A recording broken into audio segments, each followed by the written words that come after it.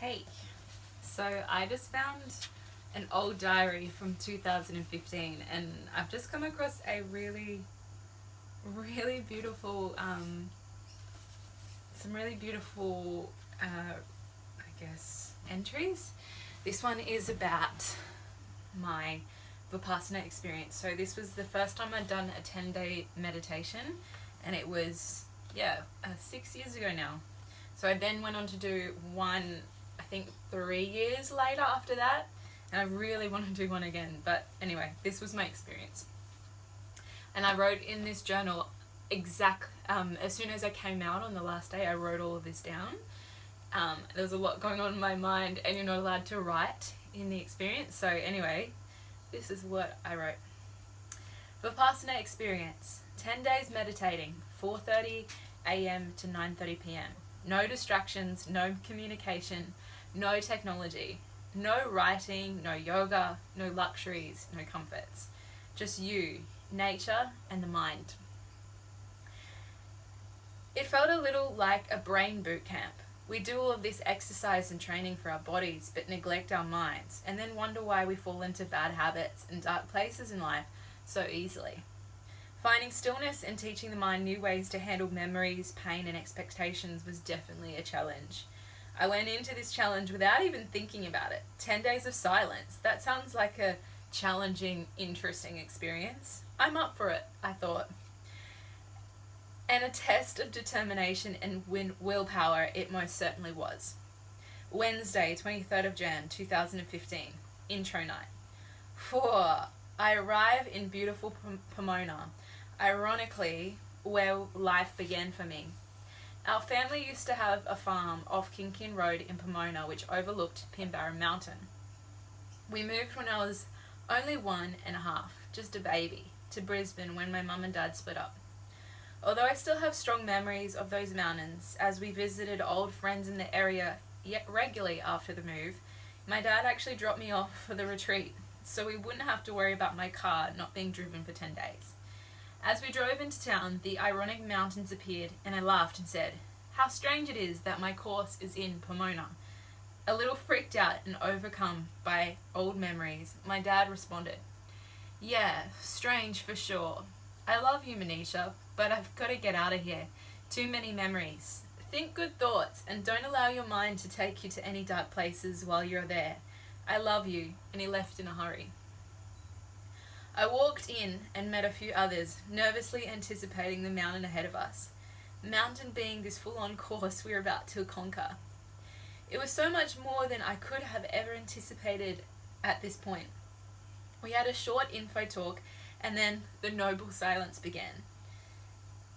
And we were herded into the hall for our first meditation session. This recording plays with an Indian chant. It goes for about 15 minutes. I find it really strange. Okay, whatever. The chant sounds kind of strange and weird, but this is awesome, I told myself.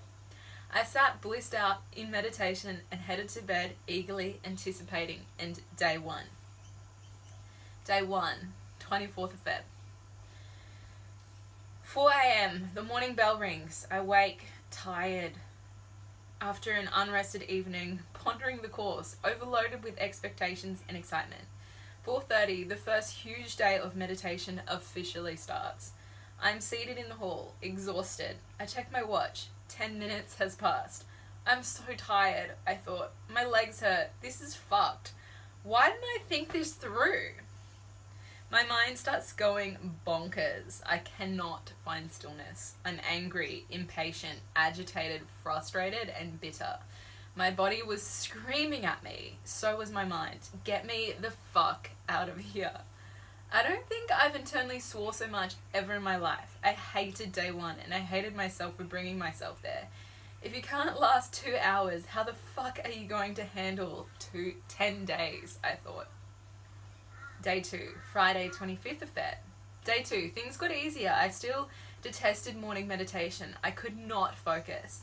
However, by lunch I could find stillness, that place of calmness I know and love from my existing practice. Here we go. Okay, I can do this. I began to crave my yoga practice and the ability to write down my thoughts. Day 3. Meditating was alright today. My thoughts were still wild. My imagination was also going wild. They tell you to not dwell too much into your thoughts, memories, and visions, but I was having so many thoughts, it was hard not to begin to go into them. I began to see lots of animals staring deeply into their eyes, almost seeing their souls. I realized I have a strong connection with animals. We learnt this day about the law of nature and that everything is impermanent. When you observe nature, you understand everything perishes. Nothing lasts forever. The same is in our life. We, as humankind, are just another facet of nature. We too will perish. There will be good times and bad times, but if you learn to observe, you will notice this impermanence. Also, our mind is similar to the roots of a tree. If the root of the tree is rotting, the plant will not be healthy. The same works with our minds. In this process or technique of meditation, we are opening up the wound of our subconscious mind and digging out the pus. Over the 10 days, this pus will arise as pain, emotion, and memories. And in the technique of letting go, you observe the sensations within the body and this pain, feelings, and emotions arise. Making no judgment and no reactions, what you resist persists. When you ignore the pain, it begins to pass as all pain and misery and good feelings do. All things must pass. It is the law of nature. It is our attachments to these sensations that create our misery. We are either craving for our misery to be over or craving for the good things to commence. Instead of simply embracing the moment, embracing the now. All we have that is real and true. This evening we were taught the new technique, observing sensation all over the body, from head to toe. I began to sense a free flow of energy. There is still pain in my back, but I have overcome it. The energy and vibrations surge to my heart space. A sensation of stabbing feeling begins to merge with the energy in my heart. It gets stronger and stronger. The session ends and I begin to walk back to my room. There is still energy surging around my heart. I lay down and I place my hands on my heart. What is this? I thought. All of a sudden I am overcome with feelings of resentment towards my dad. He wasn't around when I was growing up, and he was never the ideal dad I wanted him to be. He was a drunk, alcoholic with a drug problem. He verbally abused my mum and was always angry. I resented him. As I've grown up and reached my 20s, my dad had stopped drinking, stopped drugs, eats healthy, and is sick with liver disease due to his bad lifestyle and choices. He tells me he is full of regrets. His pain seeps through him through every pore on every level. He is miserable. I've always looked at him as being everything I do not want to be. He lived a wild, crazy life full of excess, and look where it leads, to misery. I have a wildness inside me, but I fear it. Through my spontaneous actions and wild nature, I sometimes worry that I will somehow end up like him. He's led a really cool, fun, wild life, and he has plenty of stories to tell, but still is full of misery and darkness. His greatest enemy is himself. I sometimes see my brother following in Dad's footsteps with his wild nature, alcoholic abuse, and I worry. So there is a lot of built-up resentment there, and it all seemed to be surging to this space in my heart. I see my dad as one of my greatest teachers, but in reverse, he has shown me mistakes I don't want to make in this life, and he has also shown me it is still possible to love a difficult man. After it all, I still love him. This love was surging into my heart, into this deep cavity of pain. I realized I have all of this resentment to this man that he used to be. Resentment for him not being there when I was young, for not being a respectful, ideal father figure I wanted him to be.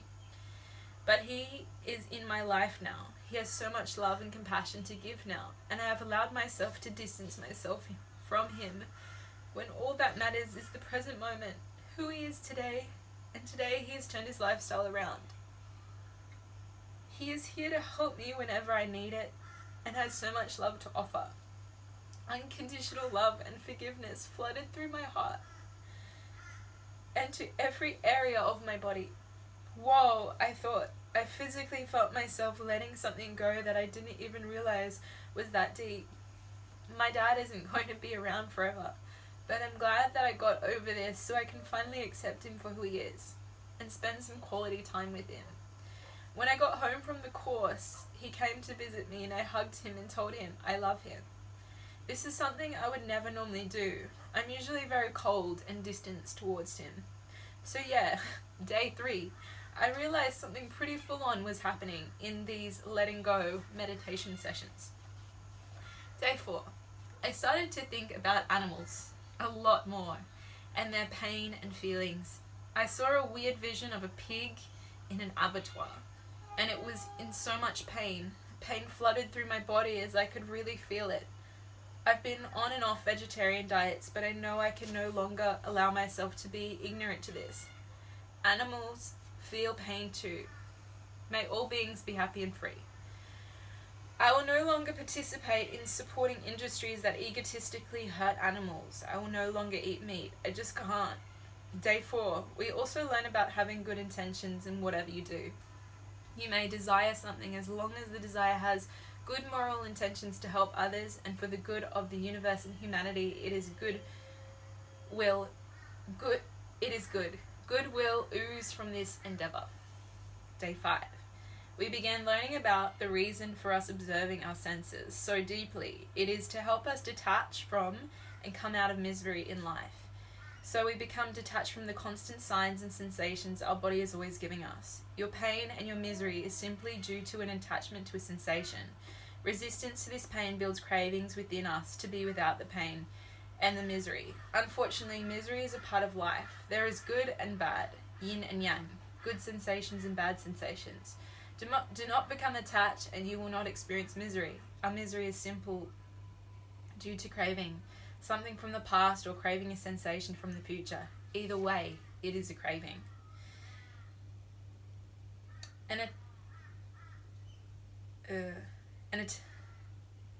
If you can begin to understand and observe your senses, not reacting to pain or lightness, when darkness or lightness appear in life, you will do the same. Always understanding that this too shall pass. Nothing is permanent, so embrace the moment now. Be all in, be present, be here now. Feel and live each moment entirely, whether good or bad, because soon enough it will all become another memory. Day 6. Tough day, overcome with thoughts, agitation, and began to realize how attached I am. I can no longer be ignorant, but I felt overwhelmed in regards to where to start. I began secretly doing yoga and stretch whenever I could. A whole new depth and understanding of yoga developed. We practiced the asanas to prepare us for meditation. After spending so much time meditating, my body craved poses like dancing Shiva, positions I'd characterized primarily for balance and beauty. Now I really felt what it was like to be stiff and felt the true benefits of the practice. I was desperate to create, to write. I realized I was also attached to these things. Day 7, 8, and 9 were days where lots more emotions and memories and pain arose. I could physically feel myself working through it. I could feel all of this energy rising to the space in my throat and my heart, and it felt like I was becoming lighter and letting things go. I could feel this huge energetic guard around my heart beginning to crack open as I breathed through pain and let things pass. It was very cool. My discipline and determination was tested, such long hours in pain, unable to move, but achieving those sessions unmoved, I realized how strong my discipline, determination, and willpower is. With that strength, I know I'm capable of achieving anything I set my mind to. Day 10. At 10 a.m., noble silence ends. Meditation, sitting still commence 4 times that day. At 10 a.m., I stayed in the meditation hall. I was petrified to go talk to everyone. I wasn't ready. My teacher approached me and said, "It's time to transition now." I nervously exited the hall and it felt weird to talk. I was so happy. Everything was hilarious. Everyone was so open and connected. No guards were up. I couldn't stop laughing and smiling. It was overwhelming but awesome. We did it. I learnt and I let go. Until next time, to embracing the moment, to living with compassion, good intentions, and happiness. The attachment to our desired outcome is what blocks us from receiving what we desire. Acknowledging the feelings, the content, and let the expectation or attachment and frame you've created go. Let go. Concentrate on how good it feels to be in that moment. Become more precise with the words you speak. Become more mindful, effective, clear words uplift. Train your mind to speak the truth in a committed language that is beautiful and effective. The ideal purpose of your life is that you are great and full, that you are alive, and that you enjoy it. Yogi Bhajan. Well, that was a trip.